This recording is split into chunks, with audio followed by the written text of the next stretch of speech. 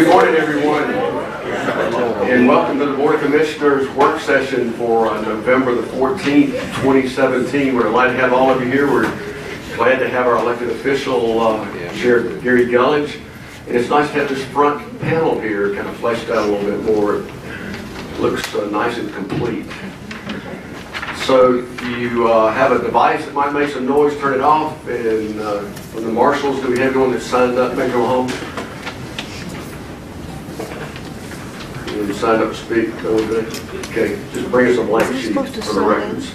No, you're on. And we're very privileged to have Kevin Beeman, Reverend Kevin Beeman here from Christian Alliance of Pastors. This meeting before Thanksgiving, we have so much to be thankful for. And you lead us in invocation, Kevin, and also the place of flag. Thanks, sir. Let's bow our heads. Father God, we thank you so much, Lord, for being with us, guiding us, directing us, and loving us, Father God. As we meet this morning, Lord, let your rule be in obeying. Help us to be in obedience to your laws, Lord God. We thank you for your grace and mercy on this beautiful community, Father God. We pray for all the decision makers, Lord God. We pray for our land and our president and our country, Lord God, that all fall under the subjection of you. We thank you for your grace, your love, and your mercy, Father God, as we move forward in this time. In Jesus' name we pray, amen. Amen. We pledge allegiance. I pledge allegiance to the flag of the United States of America and to the republic for which it stands, one nation, under God, indivisible, with liberty and justice for all. Thanks so much, Reverend Beeman, for being here. Appreciate it. The October the 24th, 2017 work session minutes, along with the regular board meeting minutes, and the November 9th training conference minutes are available for your review. Under announcements, total of it, Angela, I want to just let them know that you were out there on that cold Sunday 3 weeks ago. It was 40 degrees and 20-knot winds, and Commissioner Crow and Angela and myself were out at Mount Moriah Baptist Church off Mount Moriah Road. We actually had a soldier that fought in the Revolutionary War buried there, Leonard Wills, and as you know, there are a lot of Wills in our community and other descendants of this Revolutionary War soldier. And we also took with us the new media manager, Jeff Harkins, and he did a video on it. So under Positively Pauling, that's what we're going to view now.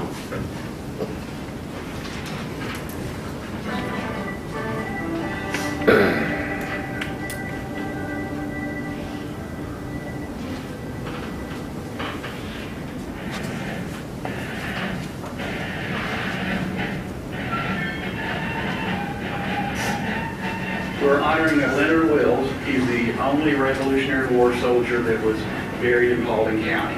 He would be my great-great-great-grandfather. He originally served in the Revolutionary War in North Carolina, and he was in and out of the war 3 different times, coming and going, before it was over with. I was able to contact the federal government and show them proof of where a Revolutionary War soldier was buried. We had the stone placed, and they made a picture of it in the Dallas New Hero in 1989, and that was the lady with the local DAR chapter, the reverend here at the church, and a picture with me and my son. They're going to be honoring my great-great-great-grandfather with a ceremony from the local DAR and the Sons of the American Revolution, as being the only Revolutionary War soldier buried in Paulding County. And as far as we know, there was no other. At a point in time, Paulding County was only made a county in 1832, I believe, and before that, it was Indian Territory. He moved here in 1850, and then he died a couple of years later, close by, and that's where he was buried here in 1852.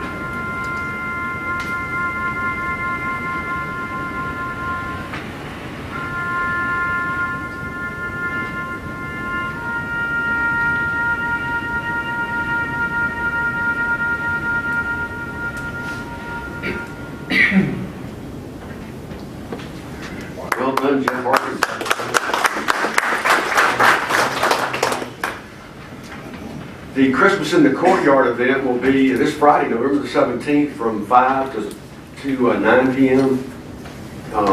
Santa counts us down to the lighting of the windows at 8 p.m. And if you would like to get more information about it, contact the Chamber of Commerce, and the president of the chamber is back in the back, Stacy, and you can greet her afterwards and find out if you'd like to take on one of the windows, right?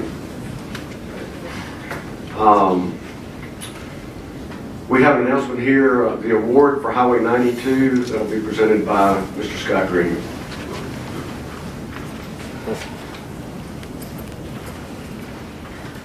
Bear with me, I'll try to keep my composure.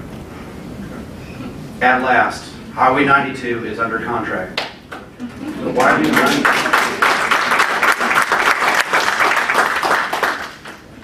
I think in 1995, widening of 92 was imminent. We're on our 4th chairman since then. Georgia DOT on November 3rd awarded a 6-lane highway project on Highway 92 from Malone Road in Douglasville to Nebo Road in Hiram.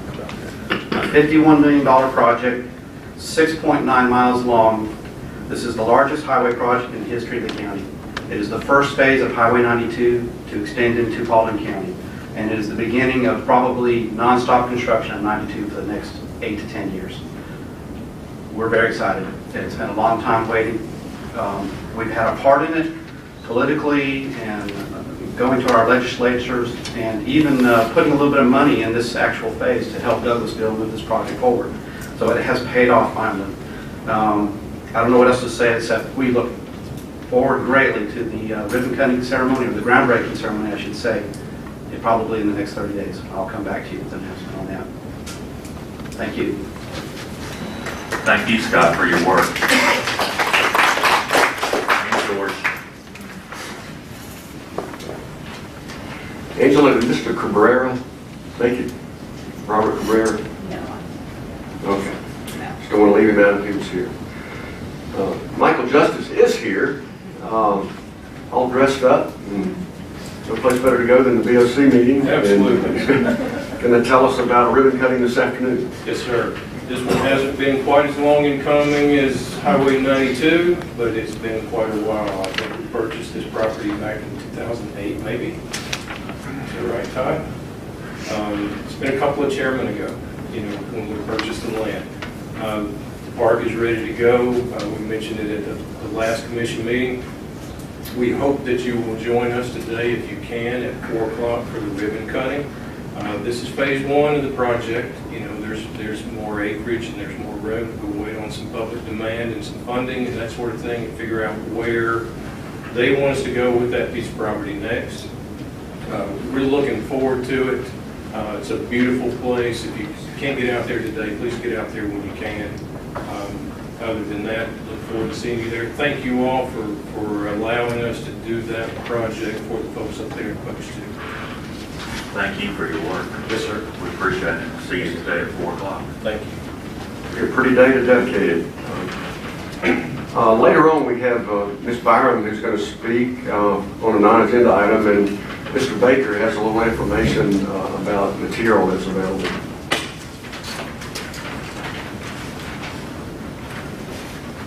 Thank you, Mr. Chairman. Prior to the meeting today, we've reproduced a couple fact sheets that we placed in the back of the room. They're fact sheets from the Georgia Forestry Commission, and they deal specifically with the southern pine beetle outbreak. And the first sheet, it's only 2 sheets. The first sheet makes specific reference to Paulding County being one of the areas where they're looking. So we just want to make that available to our citizens today. Thank you.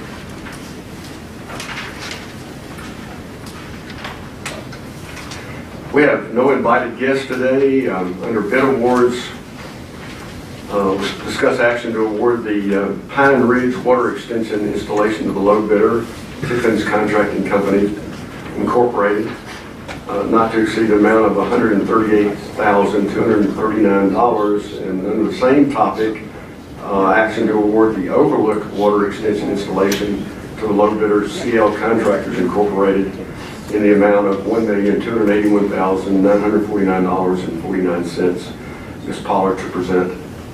Good morning. These are, I'm going to just address these as two as well. So in January, we adopted a petition policy to install water lines to areas of the county that don't currently have water. And these are two of the first ones that have made the 70% participation. So the total amount for these bids together, as you'll recall, we had $500,000 set aside in the 2017 budget for water system, and we set aside $500 a year, so that would make $1 million for the 2 years combined. And then Commissioner Carmichael and Commissioner Crowe requested that we put some general fund dollars in that. So we are putting the $400,000 will be general fund dollars unless you want to make this for a third year, 3 years of water system openings. We had, for Pine Ridge, we had 8 bids. The low bid is to Tippins Contracting in the amount of $138 as the agenda item reads. And for Overlook, we had 5 bids. So they were very competitive bids. Questions? Any questions? Thank you. Thank you, Kevin. Reports from committees and departments. We honored to have Sheriff Gullidge here to give us updates from his office. Good morning. Thank y'all for allowing us to do this and let the citizens know what we're doing around the county. I'll give y'all books with all the numbers in it. I'm going to hit the high spots and get out of your hair because I know you got a lot going on today. This report's for 2017 from January through October. Sheriff's Office patrolled 2,457,000 miles. We arrested 3,233, issued 4,438 traffic citations. Looking at the detention center, we stayed extremely busy there. They moved in 3,495 transport. We transported 8,250 to court, prisoner pickups throughout this time. One that keeps making me mad, and I know it makes all y'all mad, and don't seem to be anything to do about it. The inmate workforce, we picked up 825 bags of garbage on the side of the roads, and we could pick up 825 more today, and there'd be 825 more out there tomorrow. I don't know if it's ever going to get any better, but we'll keep picking up as much as we can. The Sheriff's Office handled 55,757 complaints in this time frame. The high volume calls was 4,410 alarms, 2,574 domestics, 4,598 subpoenas and civil papers served. We had 4,990 suspicious incidents, 2,552 theft and takings, that's either burglaries or entering autos. We performed 7,486 traffic stops, 120 DUIs, cleared up 1,196 warrants. Juvenile stays real busy. We had 1,072 juvenile reports for them with 398 assigned and 554 charged. That's the short version. Thank y'all for your time. I appreciate you. Thanks, Sheriff Gullidge. We also have Kelly Comstock here from Brown and Caldwell to give us an update on the Richland Creek Reservoir. Thank you for being here, Kelly. Thank you, Commissioners. Bear with me a moment.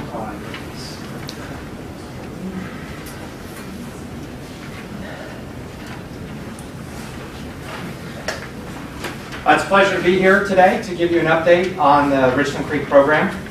Things are going very well, and things are very busy at all of the different construction sites that we've got work ongoing. And so today I wanted to start with one of the areas where the contractor is focusing heavily, and that is the Etowah River intake, the construction that's taking on there. Here's an aerial shot you can see of everything that's happening on site. And there will basically be 3 structures that will be constructed here. The intake screens that will be located on a concrete slab in the river below the water surface. The pump station that will extend down about 30 feet underground and extend up above ground by 2 stories. And then a 1-story electrical building that will support the pump station. So they've basically installed a berm within the river to be able to get in and construct that slab. You can see the slabs in place, and they're installing the screens on those large metal structures that are on top of the slab. And they've drilled and blasted the rock associated with where the pump station will be located. And they're preparing to put in place a cofferdam you can see on the lower photograph there. and everybody lights an explosion. So if you watch this video in the center, you can see this is when they blasted the rock. You can see the ground heave, and then geysers of water coming up out of the ground. So that's always a fun thing to see. At the water treatment plant, a lot of activity. You can see all the buildings really taking shape now. They're putting roofing on the buildings. The administration building is located here. The chemical building, they've got the tanks going in right now. Here's the maintenance building, the main treatment process, the large finished water storage tank, and the residuals handling and electrical building. So all of the buildings are under construction now. They've placed about 10,000 cubic yards of concrete. So it's about 75% of the total amount of concrete for the project. Masonry is nearing completion on all of the structures, and they're going forward with roofing installation as we speak now. This is the aerial of the reservoir intake and pump station construction. This is the tower that will house pumps that will pump water out of the reservoir, and 3 different levels that the water will be able to be withdrawn and then transferred over. You'll see we still have a bunch of trees in place. And that's one of the remaining things we still have to do, is do the final timber harvest out of the pool of the reservoir itself. We anticipate doing that in the late spring of next year. So we've already brought in our forestry consultant to start actually going through and classifying the type of trees that are out there so that we can prepare proper bid documents to go out and get the highest value for that tree harvest. The structure itself that they've been working on, continuing to raise the tower up. They began installation of exterior columns on the tower, and at the electrical building they've completed masonry and roofing, and they'll begin the process of installing the gear within the next month or so. Here's an aerial of the dam construction, where I'm showing the arrow right now. This is the center line of the dam, where they're doing the concrete grout injection. They're going in and drilling down 80 feet into the bedrock and installing the concrete. This is the outlet structure, and this right here is the beginning of actual fill placement on the dam. Once the concrete grout injection is complete, they will bring the dam up so that the bottom or the upstream toe of the slope will be here, the downstream will be all the way over here. So the total width will be about 800 feet by about 3,000 feet. So where they're at right now, they placed about 850,000 feet. So that's about a third, or 1,000 cubic yards, sorry. It's about a third of the total amount of soil that they will place on site. They're continuing to install the grout curtain and installing the tow drain system, which is a drainage system for the dam. Here you can see the outlet tower right here that's under construction, and one of the supports associated with that. So a lot of activity is taking place on the dam itself, and this is a flyover view of that. This is the area where they're doing the grout injection. They've already gotten the fill placement on this side. You can see this is the outlet pipe here, that large pipe that will allow water to continuously flow down Richland Creek after the dam is built. The water will be taken out of this outlet structure here.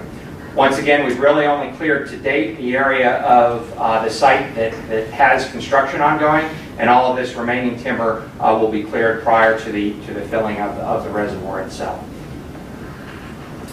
One of the other things that has really started since I gave you a previous update is that we've begun work on the finished water pipeline. This is the pipeline that leaves the plant, travels parallel to 61 all the way down to the Watson complex here. It's being constructed in 2 phases. The first phase is under contract and under construction, and that goes from the water treatment plant site all the way along 61 and turns on Walraven Place. So I'd like to tell the general community that this is ongoing and make sure that they're aware of that, and that we ask that they travel on 61 with caution. There's ongoing construction, and it will be ongoing for the next year. There's proper safety provisions being put in place, and flagging and marking and all of the indications that this work is taking place. But that is a very heavily used road, and people travel at high speed. So we're asking for people to be safe and to think when traveling along that road. At all of the various side streets, we're actually doing jack and boring, where they're boring underneath those streets, those crossings, so that we don't have to do diversions. And so you'll see some of these bore pits set up along 61 as they install the boring. That'll happen first before the pipeline comes and follows through. So that's the current activity that's in place now. So that's an overall update on where we are, and I'd like to answer any questions you may have. Mr. Lethbridge said you would not let him fly the drone. Is that true? That is correct. Even though he's a pilot, he's not allowed to fly that. Kelly, directly south on 61. Is all of them going to remain on the right side? Yes, sir. Yeah, all of the construction, the pipeline will run parallel in the right-of-way, parallel to 61, so there will be no crossing of 61. It'll always be on the, And when you get on to that side. wall rating, you're going, We're turning in, and then we go back through various properties to skirt basically around the city of Dallas, and we'll come in the backside on, coming into this complex on the backside. And that construction project from Walraven Place to here is the one contract that still has to be bid, and we're anticipating bidding that in the January, February timeframe, where we'll come to you for that final approval. So that construction likely won't start until May or so of next year. Okay, thank you. Thank you. We have no citizens who have signed for public participation on agenda items. Under the consent agenda, we have 7 items. Number 1 is to authorize the chairman to enter into an agreement with Tax Specialist of Georgia Southeast LLC to file for reimbursement of sales tax paid during construction of the drinking water treatment plant.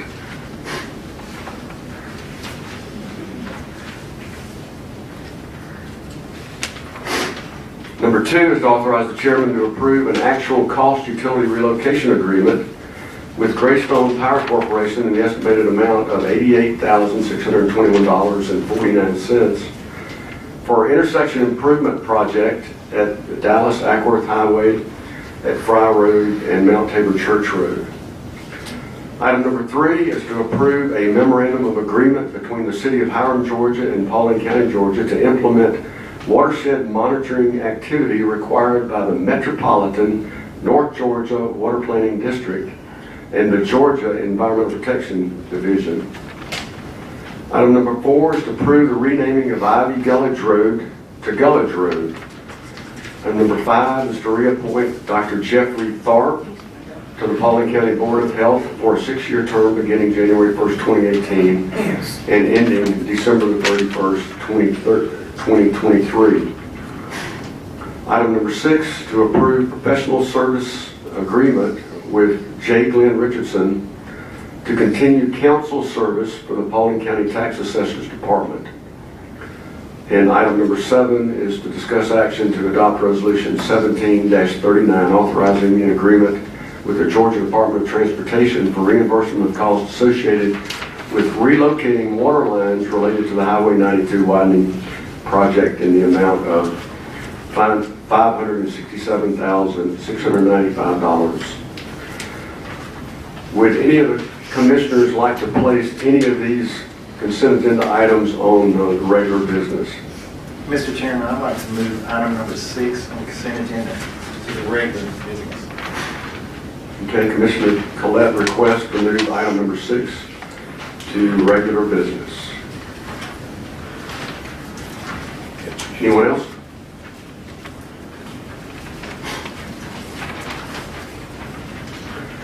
Under old business, we have none.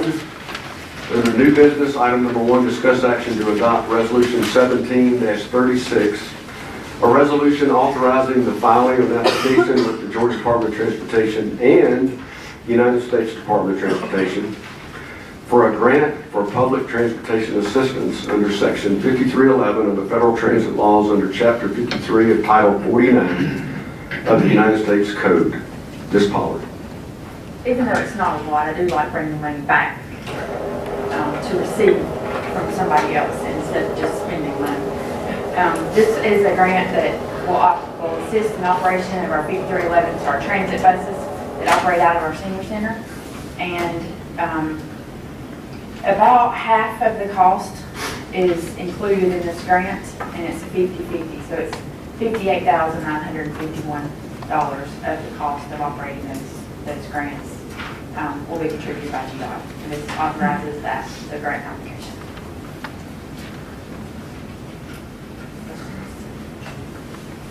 I think so. Thank you.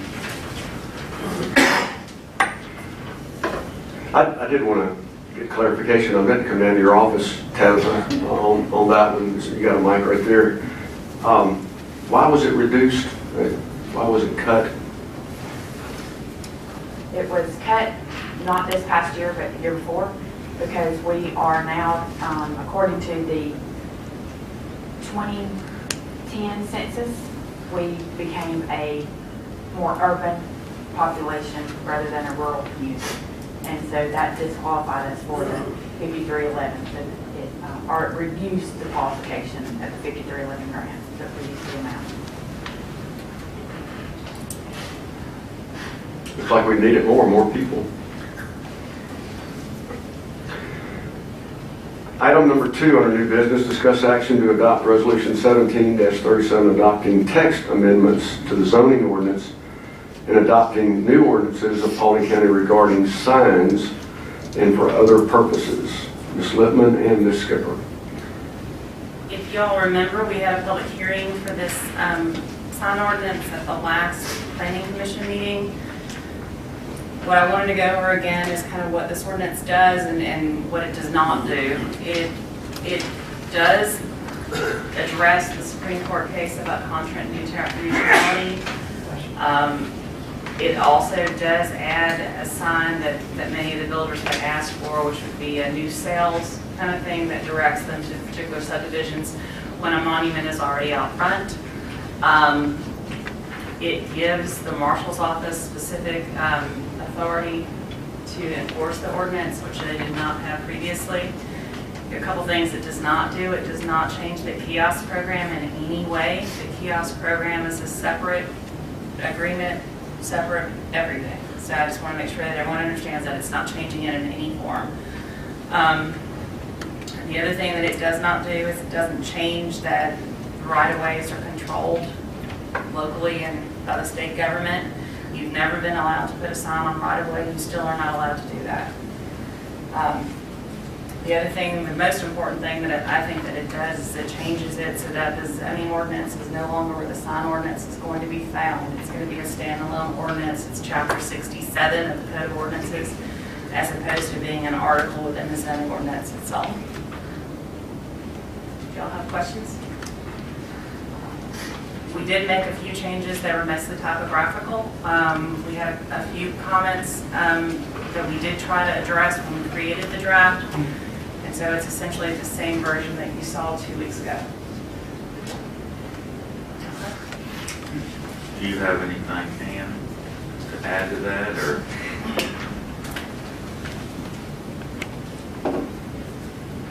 The only thing I would add is that we did have a request from D.R. Horton, who is one of the top builders in the county. They looked at the ordinance and were favorable to the changes. We had quite a few kind of some get-togethers and some meetings.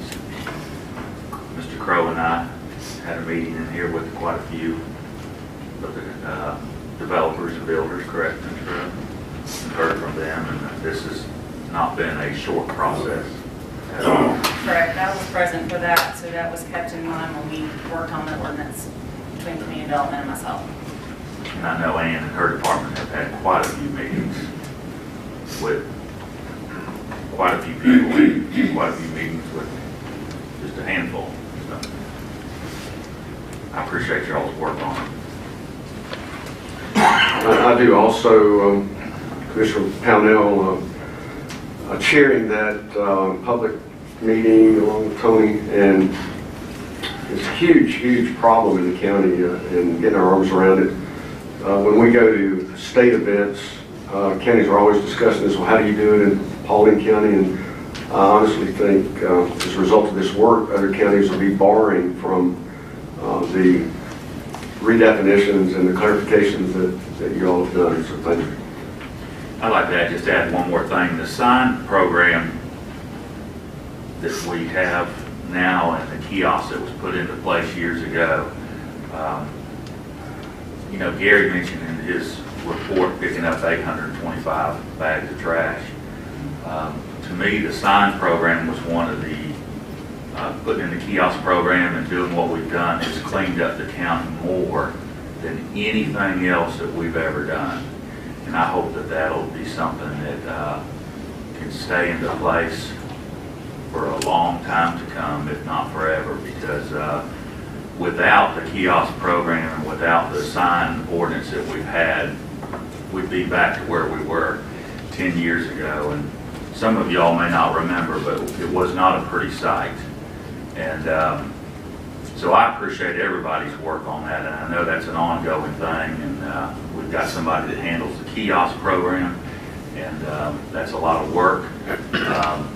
And I appreciate the, Gary, you guys out there cleaning up the roads. I appreciate City of Dallas and what they do with their inmates. I appreciate DOT, the roadside cuttings. I appreciate the commissioners for the budget that we've done.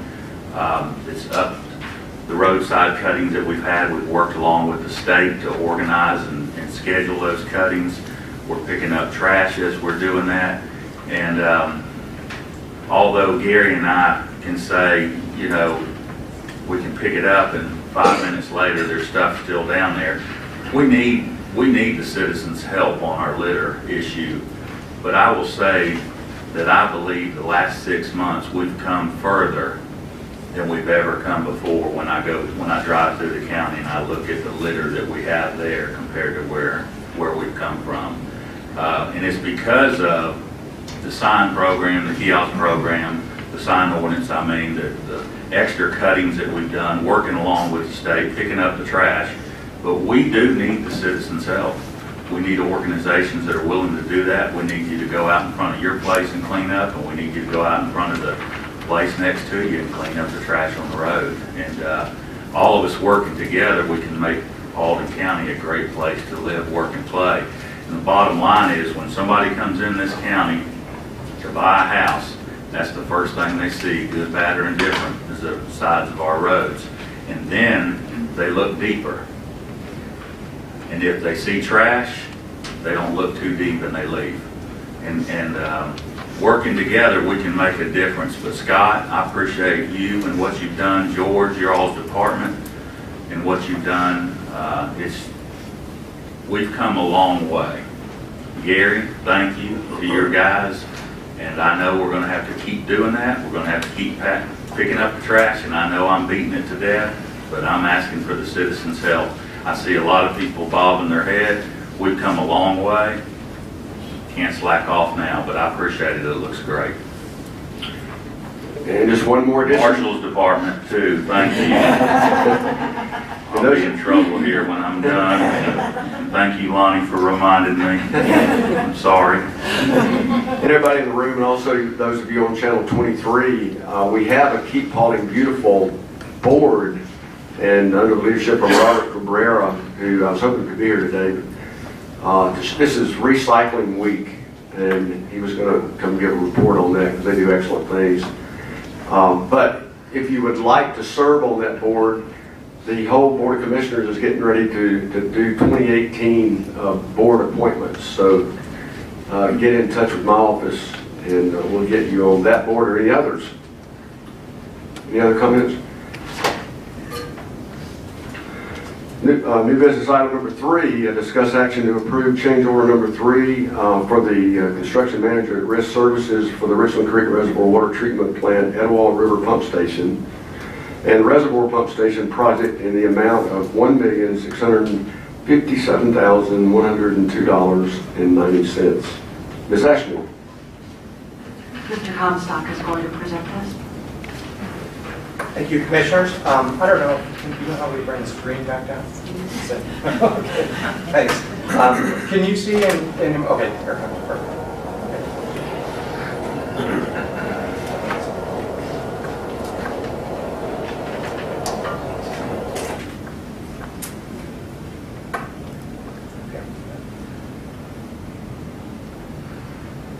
Take a second to warm up. This change order is for PC Construction, who's the construction manager at Risk. If you recall, their scope is the water treatment plant and the 2 pump stations. And it's associated with 3 different items that are additional scope that are being added to their contract. The first one is putting deep foundation piles at the electrical building at the river pump station to reduce risk. And I'll go through each one of these in a little bit more detail in a second. The second is the addition of a surge tank to the water treatment plant contract. This scope was actually in the phase 2 pipeline contract, but we're shifting it over to the water treatment plant contract to be able to save money. And the third item is some additional structural modifications that were associated with a design error that was uncovered. And the engineer is offsetting these costs to the county, so they're reimbursing the county for these costs, so it's essentially neutral, but we need to make this contract change to PC Construction because they incurred the additional cost. So going through each one of these, at the pump station at the river, we have the pump station itself and the electrical building. The pump station is on deep pile foundations. It extends 30 feet underground and piles go 100 feet below that. A very heavy structure. At the point of design, the decision was made for the electrical building to put that on engineered fill because it was really a very light complex, comparatively. However, as construction proceeded out there, what they've uncovered is the underlying geology is basically at risk for the formation of sinkholes. And when they were excavating down for the pump station, which is a little bit of ways from the electrical building, they actually uncovered a sinkhole. And you can see in this first photo, one started to form at the edge here. This rod is actually sticking 12 feet into the ground, and then this is what happened when they excavated it out. So basically, the geologist has made a recommendation for putting the building on piles as a preventative measure, because if one of these things opened up under the building, obviously it would settle, and the cost of repair of just underpinning the building would be 5 to 10 times the cost of the piles at that point, plus the downtime associated with the electrical gear. So the overall total cost for this, the piles are about 100 feet deep, and the building itself is 40 by 60. The total cost is just under $420,000. And it'll be funded out of the program contingency. This is a worst case cost.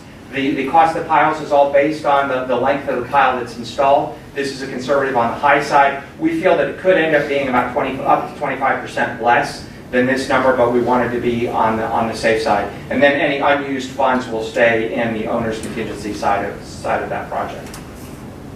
The second item is the addition of a surge tank to the water treatment plant contract. This surge tank basically is in place. It's air-filled, and it serves much like you have a hot water heater expansion tank in your home, where if you had a pressure surge within your home piping, it basically dampens that surge. This does that same thing for that entire 13-mile pipeline. It can be located at the end down here near the Watson complex or up at the water treatment plant and still function in the same fashion. The original plan was to locate it down here near the booster pump station, but as we moved into planning of that pump station, we recognized it's not the most glamorous thing to look at. This is a small version. The one that we will have is actually 12 feet diameter by 27 feet long, so a very, very large tank. And additionally, this complex down here will be unmanned. So we felt by putting it up at the water treatment plant, you'll have a safer facility that's basically more secure at that point. Additionally, because the water treatment plant CMAR contractor already has all of the subs on board that would do this work, the concrete subs, the electrical subs, etc., we anticipate by giving it to them, we're saving about $75,000 compared to the contractor that would be doing it under the Phase 2 contract. So the total cost is $690,322. This budget is currently in the Phase 2 contract, so this budget basically shifts from the Phase 2 contract to the CMAR contract. And the third item is the structural issues that have occurred at the reservoir intake pump station. Basically, during the submittal process, the engineer uncovered a calculation error with one of their assumptions on this structure. Arcadis, who's the engineer, came forward with it, raised the issue, put a stop work order in place for the contractor, came up with a design solution, and that is now being implemented. The design solution includes adding several columns, 6 different columns, to this structure that will go to the cantilevered slab above and provide support. The criteria that triggered the issue is during a seismic condition. That cantilevered weight created a tipping moment that they needed to offset. Now, had they caught that in the original design when they were doing it the first time, they could have made provisions in the base slab, and there were other cheaper ways of doing it. So this is truly added cost to the county, and they've come forward and are basically going to be offsetting the value of this in their contract. So, like I said before, we have to amend the contract for PC construction. We will also reduce Arcadis's contract and get the credit back in services, basically, for the value here. The total cost is $547,696. Some of that is the cost of the columns themselves. Other is associated with the delay work that they basically had to stop the contractor from working, and we had downtime for a crane and that type of thing. So it's sad that this type of thing happens, but Arcadis is doing the right thing and making the county whole. So from the county's perspective, it's a net zero, and they're owning up to their issue, and they're doing the right thing by moving forward with it. So all in all, it's a total change order of $1.657 million to the PC construction contract, made up of those 3 individual items. Any specific questions? The amount that would come out of contingency is how much? So out of contingency would be just over 400, so it would be the value of the first item, 420, at max $420,000. The item 2 is scope change, and item 3, or I'm sorry, scope shift, and item 3 is really offset with credit back from Arcadis. So $420,000 at max would come out of the current contingency. Any other questions? I have one. Yes. You go ahead. Yeah, we're great. We're fully on budget. We've still got several $1 million remaining in contingency. We have the 1 contract left to bid. Right now, we're about $202 million under contract out of the 215. So we're fully on budget. And the next item actually puts money back in, which is a good thing. That's a good answer. Yeah. You can stay up for the next item. Discuss action to directly purchase ductile iron pipe and fittings from American Ductile Iron Pipe Company for $7,915,741.39 for the Richland Creek Water Supply Program Finished Water Transmission Main Phase 1. Great. So if you recall, we awarded the finished water pipeline contract to Garney Construction, I believe it was back in August. And part of their contract, we put a provision in place that said the county retains the right to go ahead and purchase directly the value of the pipe if they choose to do so. And we did that because the county is tax exempt. And so you can go out and purchase something and not have to pay sales tax on it. The contractor on the flip side if they go out and buy it, they have to pay a sales tax on it. So we set up that contract in a way that basically put all of the coordination requirements of the pipe procurement on that contractor. So the shop drawing submittal, getting the lay schedule in place, coordinating the fabrication, the QA/QC, delivery, storage, installation, all of that is still what they have to do, just like they were purchasing it. The difference is the contract says the county would be the one actually issuing the check. So we evaluated that, looked at it, and it's definitely what we want to do and move forward with. The tax savings at 7% for the value of pipeline, $7 million, is over $500,000. So $554,000 will be basically saved and goes back into the overall program contingency. The county's only real additional role is cutting a check for that purchase. So our recommendation is to move forward with the county direct purchasing this, and then reducing Garney's contract by an equivalent amount and saving the sales tax bill.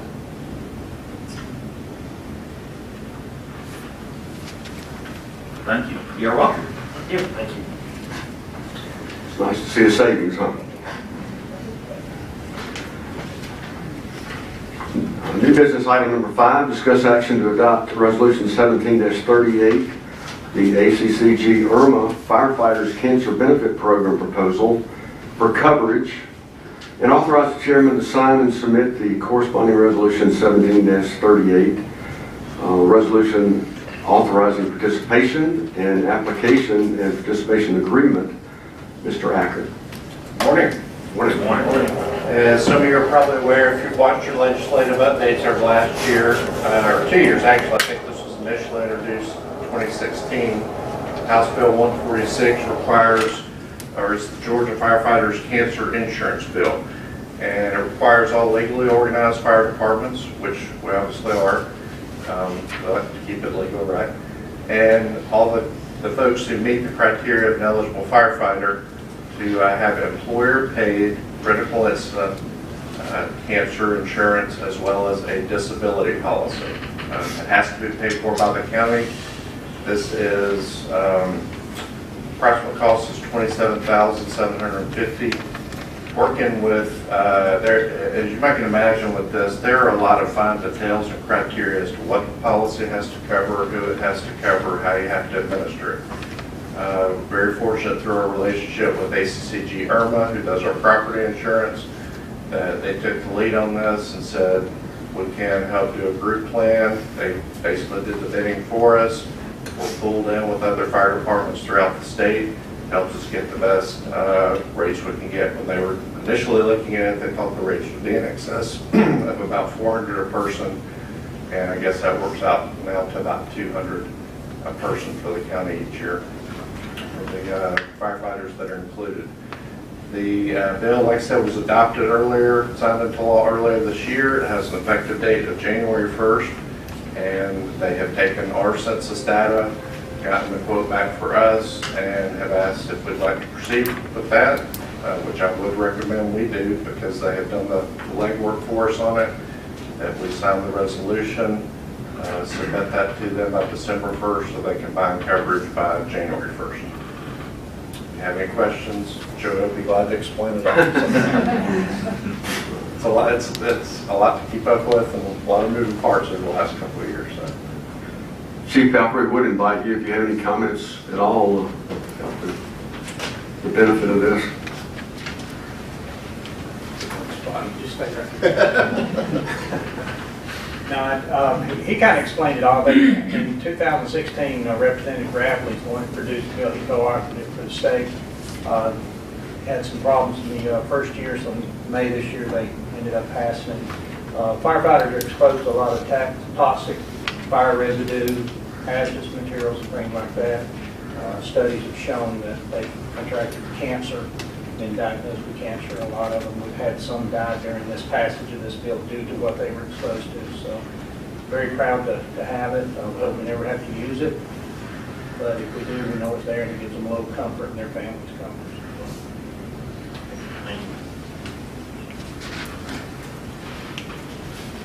You got any questions? I'll just say that, it's good to be able to make that offer. I'm also proud of Paulding's own representative, Bradley, for taking this forward and helping make this possible for firefighters around the state. Thank you, Brian, and thanks to everybody for their work on it. And Brian has the next one along with Mr. Baker. Number 6 is discuss action to nominate and confirm Allison Bryant to the position of Paulding County Court Administrator. Well, as you all well aware, the former county court administrator is now our county administrator. And on behalf of Chief Judge Tony Beavers, he has submitted over, it was in your backup packet, a letter requesting on behalf of the Superior Court judges to nominate and confirm Ms. Allison Bryant to the county court administrator position. Historically, what has happened with this position is when it serves the Superior Court, the majority of the Superior Court judges make the nomination, submit the appointment request to the board. The board is asked to approve that request, and the position serves not only at the pleasure of the majority of the Superior Court judges, but also the pleasure of the board. So I've come to you today with that appointment. Ms. Bryant is currently serving as the Deputy Court Administrator. And all, I think she's probably got in excess of 10 years with the county in various capacities, doing various things. Becomes highly recommended. I'm glad to answer any questions. Mr. Baker's worked with her closely as well. Anything to add?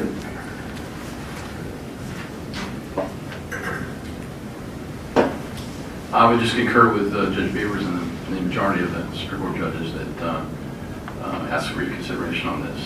She's done a fine job for the last several years, and as Brian has mentioned, she's been in the court system for quite some time, so she's got some experience with all the courts over there and interaction with all the courts, and she's been working closely with me for the last couple of years. Has demonstrated she's a fantastic asset to Paulding County. Thank you.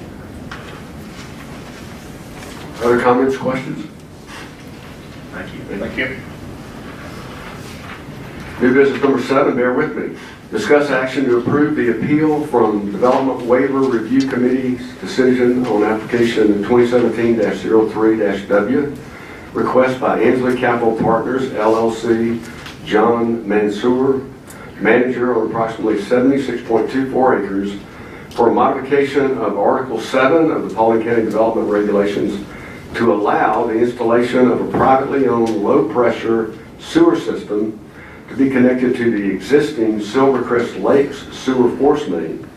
The property is located in land lots 35, 38, 39, and 105 to 107, District 3, Section 3, west of intersection of Silvercrest Drive and Dabbs Bridge Road, known as the Flower Farm subdivision. It's in Post 4, and the DWRC, the Development Waiver Review Committee's decision was to approve the application with a vote of 2-1. Ms. Lippman. As she's walking up, I'm going to try to explain the procedure. Those of y'all are familiar, we have development regulations, and if you have a development that wishes to vary from those, you can file a variance application with what is called the Development Waiver Review Committee, which is a committee made up of staff. It is the county engineer, the director of the water system, the director of community development, and the director of the Department of Transportation. That group makes a decision. In the event either side is dissatisfied with that decision, they have a right by ordinance to appeal it to this board for further review and y'all's decision. So that's kind of where you are and how it got here. I don't think that anybody that's sitting here has ever had this on their agenda before, so I wanted to explain that to you. And so that being said, Ms. Lippman can explain the actual facts, but that's how you got here, and that's why it's deemed an appeal from an approval of an application by the Development Waiver Review Committee. And we will talk probably this evening on how you need to word anything that you do otherwise to sign, so that's clear in the minutes. That was pretty much what I was going to state. Sorry, defer to the water system director, since this appeal dealt directly with the water system. In your backup information, I did provide you the appeal provided by Mr. Gilbert, who is here today, should you have any questions for him. Copy of minutes from the October 17th meeting are attached.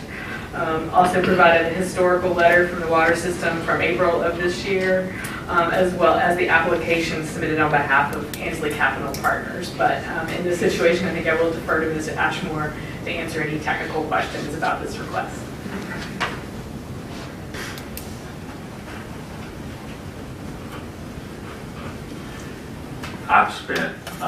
You and I talked a little bit concerning this, so I may have some questions for you later today that have come up, but as of right now, I'm okay, but I probably do want to meet with you later today.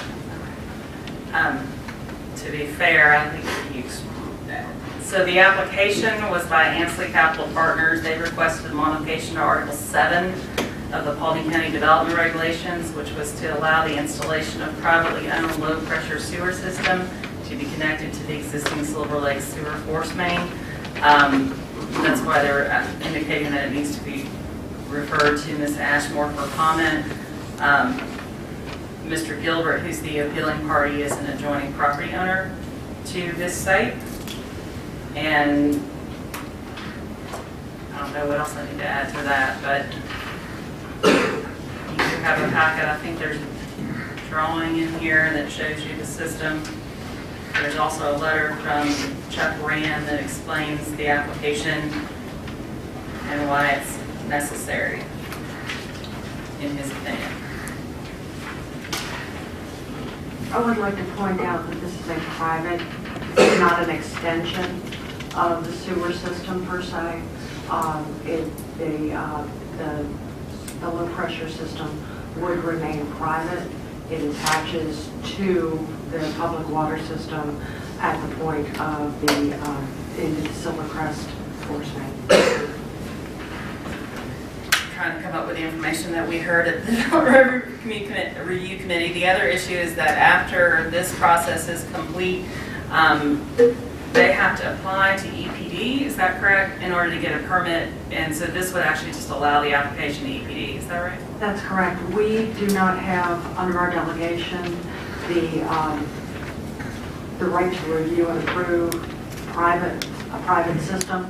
And so that would go to EPD, and they would be the ones to review and approve plans.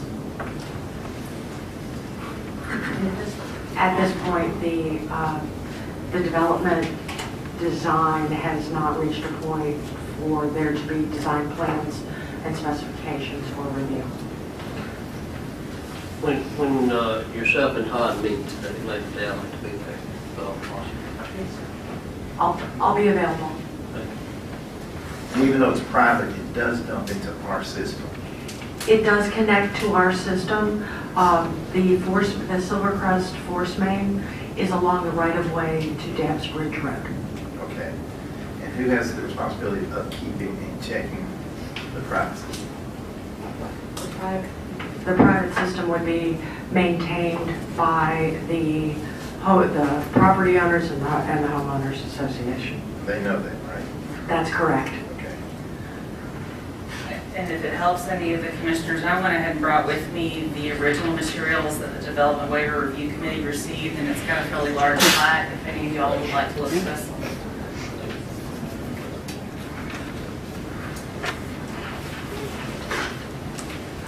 Any other questions, concerns? Mr.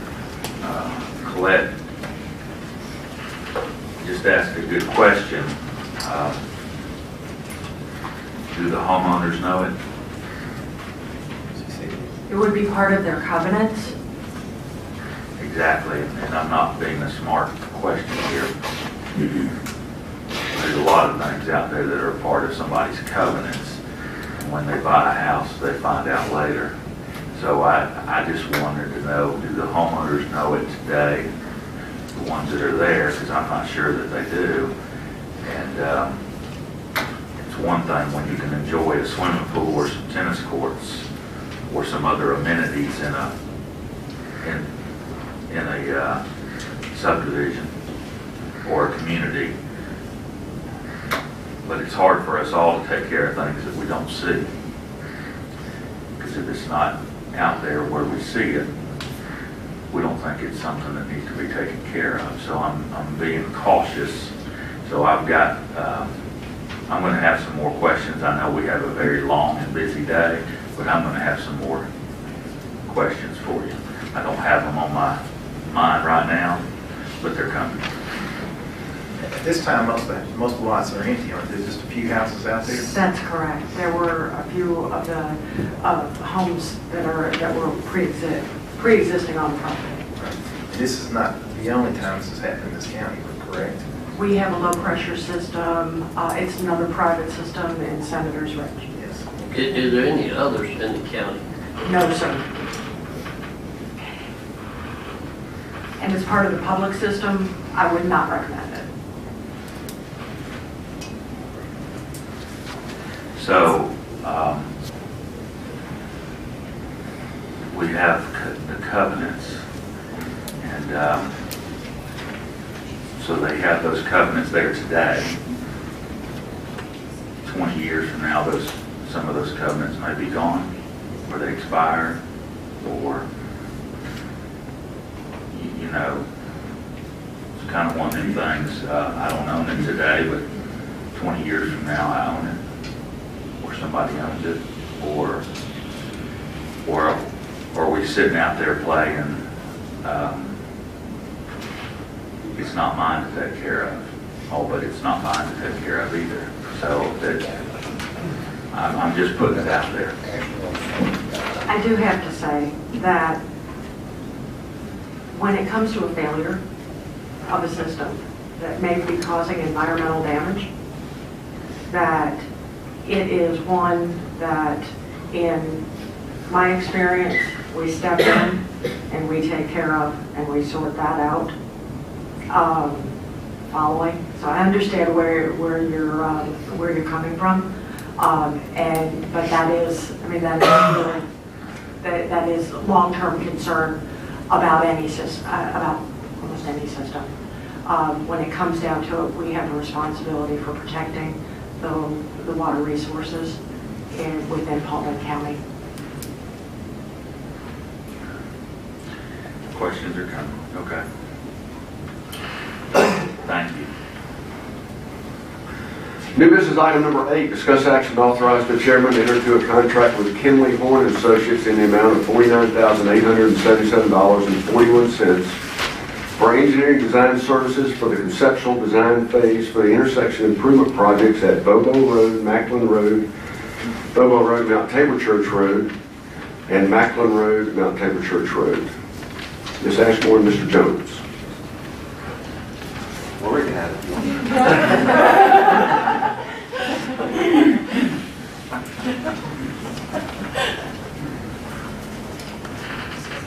Good morning. This agenda item is for the intersection improvement conceptual design for the intersections of Bobo Road, Mount Tabor Church Road, Bobo Road, Macklin Road, and Macklin Road, Mount Tabor Church Road. Currently, 2 of the intersections are all-way stops at Bobo, Macklin, and Bobo and Mount Tabor, and there's a 2-way stop control at Macklin and Mount Tabor Church. Right now, there are pretty significant delays at the all-way stop intersections, particularly in the AM and PM peak hour time periods.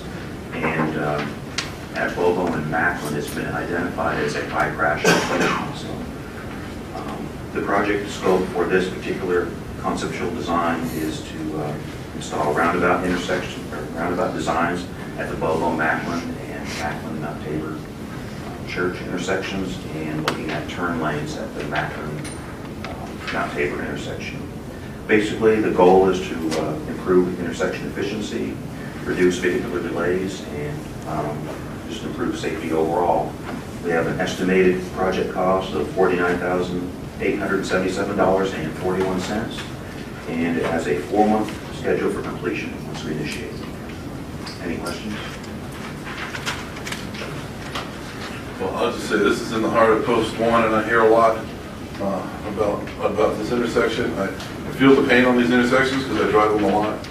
I'm looking forward to potential clearing of some congestion in that area. I appreciate the work that you guys have done. I know Scott had a hand in it as well to try to clean that up. I know the folks that get through there are going to appreciate that a lot.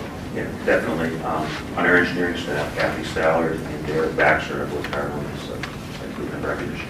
We appreciate it. Thank you. Roundabout, Mr. Collette. Roundabout. Roundabout, Ron. Roundabout. Roundabout, Ron. I don't know, just say. It may have been in the backup material. If I read it, I forgot. What's the start date? We can start, I guess, anytime once the contracts are signed, so almost immediately. If y'all approve it, we're ready to go. Kathy's in the audience. Who else did you mention? Derek Baxter, he's a reconstruction engineer. Derek, you too. Thank you all. And we had one of the consent agendas moved to regular, so new business item number 9 will now be, or Rebecca can correct me if I'm wrong, approved professional services agreement with J. Glenn Richardson to continue counsel service for the Paulding County Tax Assessors Department. That's yours. Well, it's not really mine. Mr. Stokes isn't here, who is the Board of Assessors, Chief Assessor. And it was Mr. Stokes that requested this go on the agenda. I'm familiar with it to the extent that it's the same agreement that they had last year, but Mr. Stokes would be able to answer those. So probably result in tabling.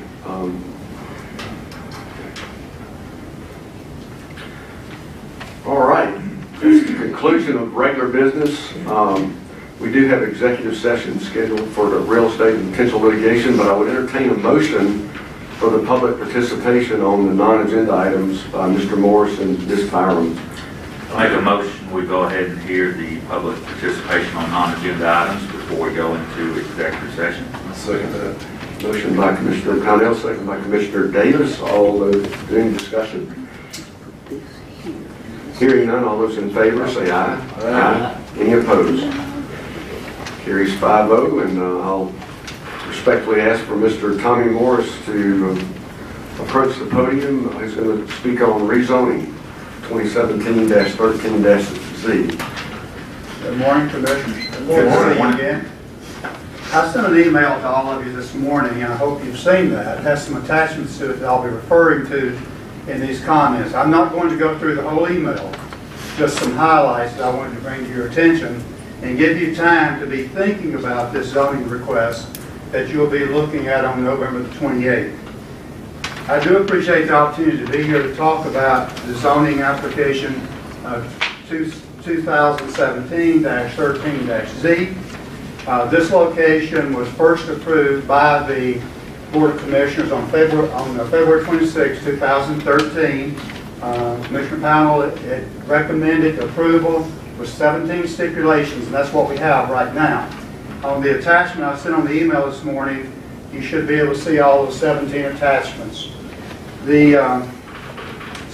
Something important to note here, the applicant has asked for removal of stipulation 5, but stipulation 7 says basically the same thing. It says that you cannot have junk and salvage cars or vehicles on that particular property. So that's a second stipulation that really affects having junk vehicles. These stipulations obviously were set up to protect make sure the business did not have a negative impact on the residential communities around that particular business. What has changed since that time when it was approved 4 years ago? I don't see anything changing except we're having a lot more growth in the New Georgia community now. We had no building going on at that time. Now we have a lot of new homes and several subdivisions. If you approve this, this particular application to take out stipulation 5, by the county's own definition, if junk vehicles are allowed, the site is referred to as a junkyard. That's not my definition, it's the county's definition, and the reference to that is the following zoning ordinance, Article 3, Section B, 83 and 84. Would the approval provide anything of value to the county? I cannot think of anything of value to the county if this was approved. Would the denial of the request provide value to the residential areas nearby? Yes, that is our contention, and to the county as well. There would be no negative impact on building and home values, no possible loss of revenue to the county, no threat to the environment, and no increase in traffic. In 2013, there was no new construction. We were going through the recession, as you well know, and now we're excited in the New Georgia community with new homes going into Meriwether Place, Manchester Meadows, the Georgian, Heritage Point, which will be an active adult community close to the golf course, the Frog Golf Course.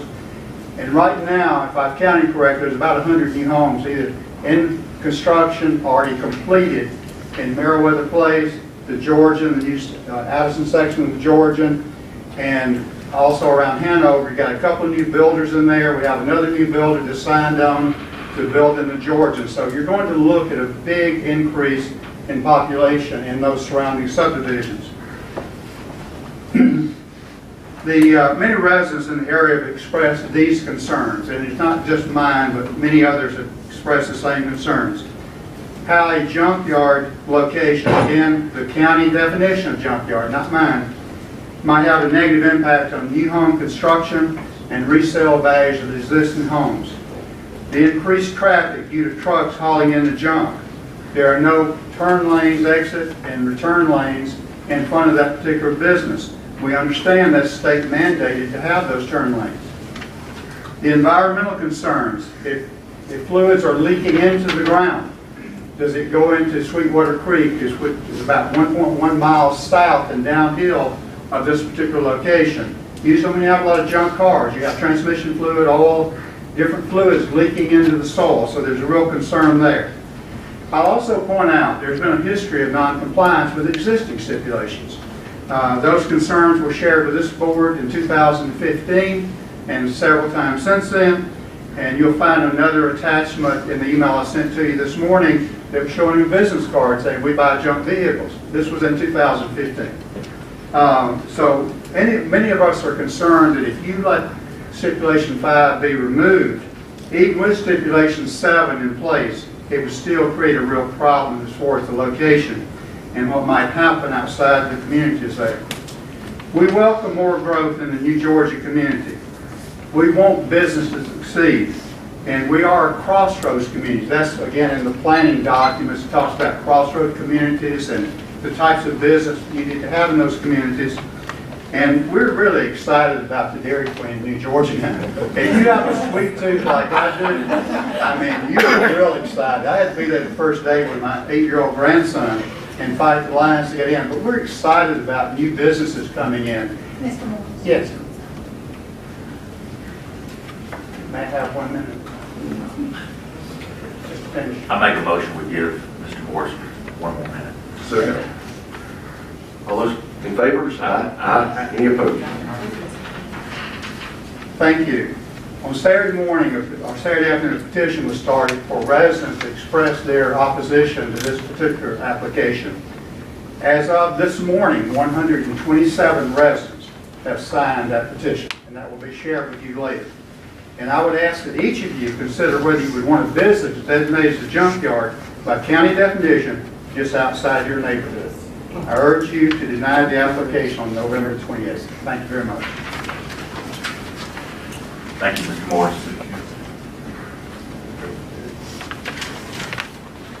Thanks for mentioning Dairy Queen, because now Ron's over here crying about it. You gotta go give me a blizzard or something. And now I'd like to invite Ms. Chris Byram to come forward and speak to us on timbering of trees on airport property.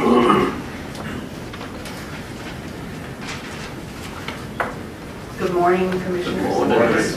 Skipper. As you know, my name is Chris Byram, and I live very close to the western side of the airport. I've lived there for approximately 20 years, long before the airport was built. I moved there for the beauty and the tranquility that the wooded area of Paulding had to offer. Today, I've come to thank you for your opposition to the clear cutting of 650 airport acres. Clear cutting that would have detrimental effects on me, my neighbors, and hundreds of other Paulding residents. Clear cutting that is not necessary, especially for the bogus reasons we've been given by airport personnel. Clear cutting that the Airport Authority Board did not vote to approve at their last monthly meeting. I understand that pine trees in certain areas of Paulding County have been infested with southern pine beetles, particularly pines on the City of Atlanta's Wildlife Management Area property, which abuts the airport. But I also understand that, according to the Georgia Forestry Commission, the airport has very little infestation, partly due to the fact that the airport is covered primarily in hardwoods, not pines. At the September 2017 Airport Authority meeting, both the airport director, Gary Tibbetts, and Chairman Boyd Austin presented to the board the need to manage the pine beetle infestation by timbering the affected trees.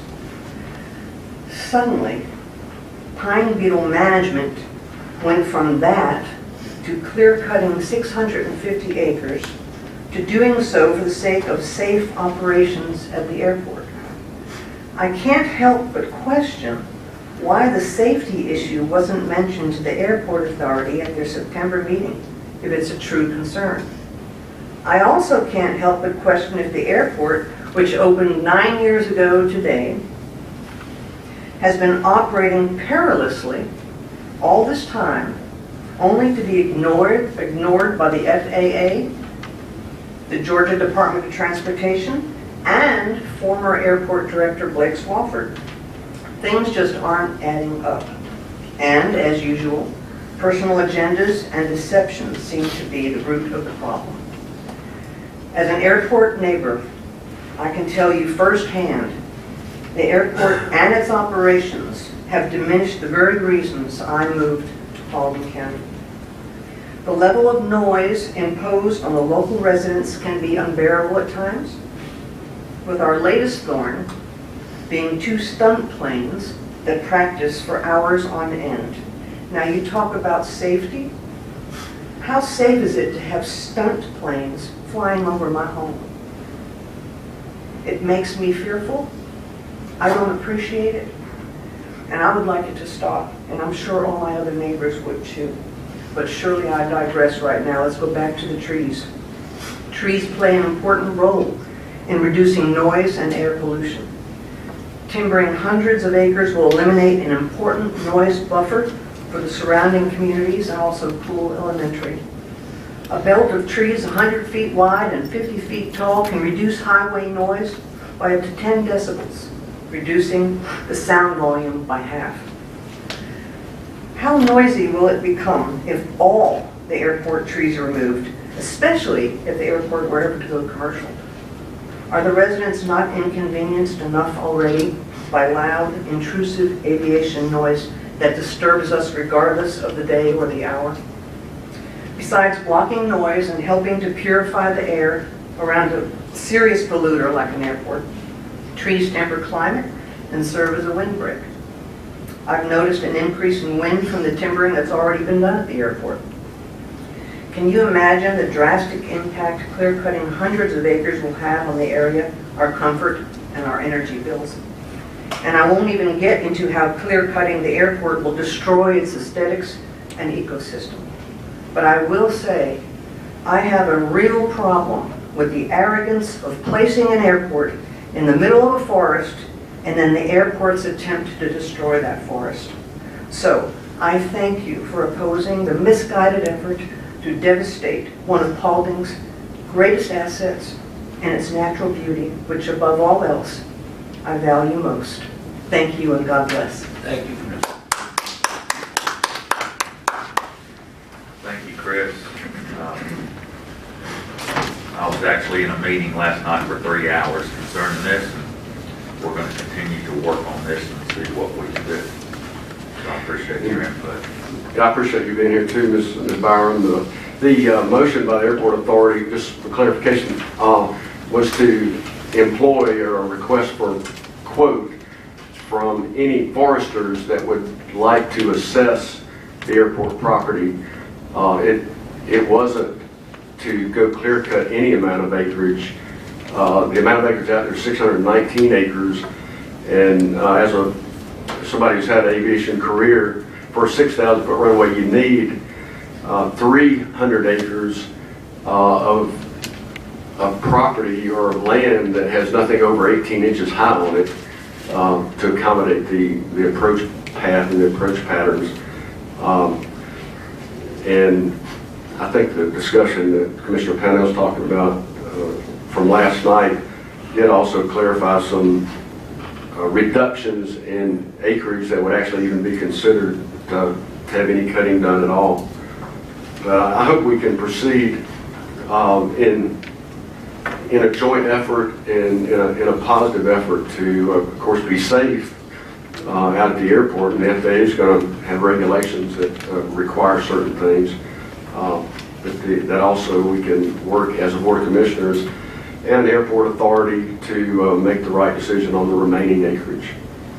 I'd like to just say one thing about it, Mr. Chairman. Yes, sir. I thanked Chris for her comments. And I was in a meeting for 3 hours last night. Some of that meeting at the end I feel like was productive. I'm going to be working on it some more today. I'm going to be working on it tomorrow in another meeting. And I feel like we can get somewhere. But the fact of the matter is, and I did not want to say this, but it's hard to walk away from a meeting when things are said and you don't tell the other side. The fact of the matter is, they put something out for bid, they made a motion, and they did it in the name of pine beetles. And then there's hardcore proof in writing, in black and white, and other things, and in video, where that was not the intent.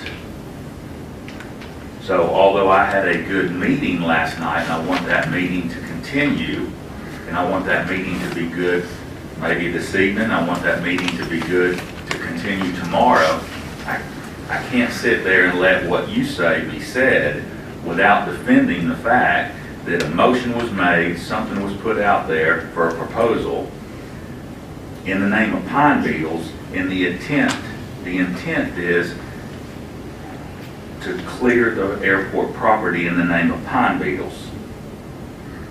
That was the intent. It's in black and white, and I have hardcore proof. Now, with the good meeting we had and the email I received this morning, I'm hoping that can turn around and we can do what's right for the airport today and in the future and the community, the people that are living out there and the people that are living in this community. And I think we can do that, but I can't let you just make that statement, Mr. Chairman, and walk out of this room, because that was not the intent, and it's carved out in black and white. So I apologize for that, but facts are facts, and let's don't get confused with them.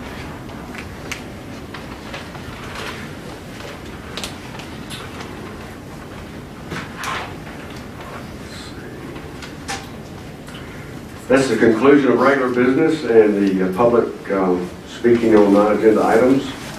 We do have a requirement for executive session on real estate and potential litigation.